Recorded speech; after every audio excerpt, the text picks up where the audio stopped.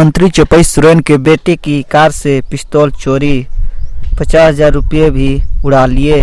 प्रदेश के परिवहन और आदिवासी कल्याण मंत्री चौपाई सोरेन के बेटे बाबूलाल सोरेन की कार से लाइसेंस, पिस्तौल और 50,000 रुपये नकद की चोरी गई। पुलिस ने मामला दर्ज कर छानबीन शुरू कर दिया है। प्रदेश के परिवहन और आदिवासी कल्याण मंत्री चौपाई सोरेन के बेटे बाबूलाल सोरेन की कार से लाइसेंस और 50,000 रुपये नकद की चोरी हो गई। चोरी की यह घटना बुधवार रात को बिष्टपुर के मंदिर के पास की गई है, जहां बाबूलाल एक मोबाइल दुकान के पास कार खड़ी कुछ काम से दूर जगह गए थे। मंत्री के बेटे चोरी की प्राथमिक दर्ज कराने के बाद पुलिस हरकत में आ गई। कार पार्किंग स्थल के सीसीटीवी फुटेज को खंगाल जा रहा है ताकि कार के आसपास जाने वाले हो सके। महरिया निवासी बाबूलाल ने पुलिस में दर्ज प्राथमिकी में कहा कि वह निजी कार्यों से बिष्टपुर गए थे। कार को शाम 4:30 बजे राम मंदिर के पास खड़ा किया गया था।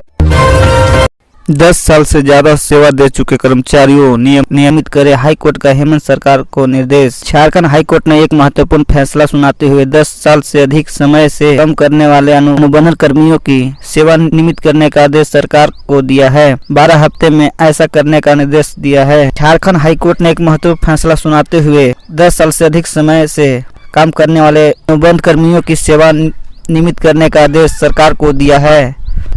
डॉक्टर NS पाठक की अदालत ने गुरुवार को फैसला सुनाते हुए सरकार को आदेश की कॉपी मिलने के 12 हफ्ते में सेवा नियमित करने का निर्देश दिया है। इस संबंध में नरेंद्र कुमार तिवारी और 30 अन्य याचिका दायर की थी। पूर्व में सुनवाई करते हुए अदालत ने फैसला सुरक्षित रख लिया था। गुरुवार को फैसला सुनाते हुए अदालत ने कहा कि राज्य सरकार सिर्फ संविदा पर ही लोगों की नियुक्ति कर रही है। उमा देवी के मामले में सुप्रीम कोर्ट के आदेश अनुसार 10 साल से अधिक समय से काम करने वालों सभी संविदा कर्मियों को नियमित करना होगा। अदालत ने कहा कि अब बहुत हो गई, संविदा पर नियुक्ति सरकार को अब नियमित नियुक्ति ही करनी होगी।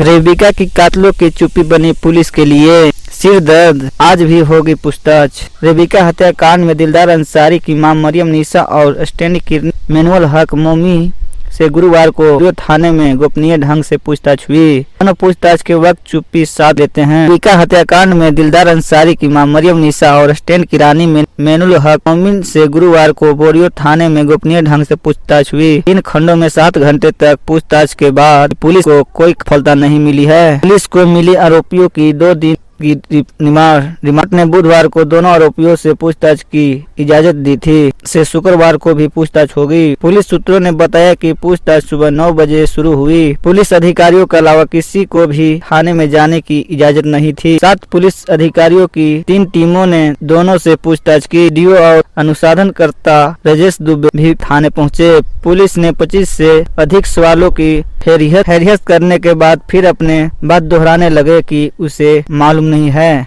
दीदार की मां 1-2 सवाल का जवाब देने के बाद खामोशी हो जा रही थी। 24 दिसंबर से झारखंड में छाएंगे बादल, घटेंगे तापमान, बढ़ेगी ठंड। झारखंड में अभी तक पिछले वर्षों जैसे ठंड नहीं पड़ी है। गुरुवार को मौसम विभाग ने बताया था कि इस बार सर्दी औसत से 3 डिग्री ज्यादा गर्म रही। इसकी वजह से लोगों ने महसूस नहीं की। झारखंड में अभी तक पिछले वर्षों जैसे ठंड नहीं पड़ी है। गुरुवार को मौसम विभाग ने बताया था कि इस बार की सर्दी औसत से 3 डिग्री ज्यादा गर्म रही, जिसकी वजह से लोगों ने ठंड महसूस नहीं की। हालांकि अब जानकारी मिली है कि शनिवार से झारखंड के मौसम में बड़ा बदलाव हो सकते हैं। मौसम विभाग की माने तो राजधानी समेत राज्य के हिस्सों में 24 दिसंबर से बादल छाने के आसार है, लेकिन इसकी वजह से बारिश होने की संभावना कम है। हल्के बादल छाने के कारण मौसम में व्यापक बदलाव कम होगा। रात के तापमान में वृद्धि हो सकती है, लेकिन दिन के तापमान में मामूली कमी आ सकती है। मौसम विभाग के मुताबिक बंगाल की खाड़ी में एक निम्न दबाव बना है, लेकिन इसका असर झारखंड में कम पड़ेगा। हेमंत सोरेन प्रेस सलाहकार जनरल कार्यालय की जासूसी में थे शामिल, ईडी ने झारखंड हाईकोर्ट को बताया। प्रवर्तन निदेशालय ने गुरुवार को एक हलफनामे देकर झारखंड हाईकोर्ट को बताया कि मुख्यमंत्री हेमंत सोरेन के प्रेस सलाहकार और advocate general Rajeev Ranjan agency के जोनल कार्यालय की जासूसी करने में शामिल थे। प्रवर्तन निदेशालय ने गुरुवार को एक हलफनामे देकर झारखंड हाई कोर्ट को बताया कि मुख्यमंत्री हेमंत सोरेन के प्रेस सलाहकार और advocate general Rajeev Ranjan agency के जोनल कार्यालय की जासूसी करने में शामिल थे। ईडी ने बताया कि सीएम के प्रेस सलाहकार अभिषेक प्रसाद पिंटू और एडवोकेट जनरल राजीव रंजन एक अवैध खनन मामले में झामुमो नेता पंकज मिश्रा की गिरफ्तार के बाद ईडी के जोनल कार्यालय में जासूसी करने में शामिल थे। ईडी ने 19 जुलाई को पंकज मिश्रा को लॉन्ड्रिंग मामले में गिरफ्तार किया था। पंकज मिश्रा को 1000 करोड़ रुपए से अधिक की कथित अवैध खनन से जुड़े मनी लॉन्ड्रिंग मामले में गिरफ्तार किया गया था।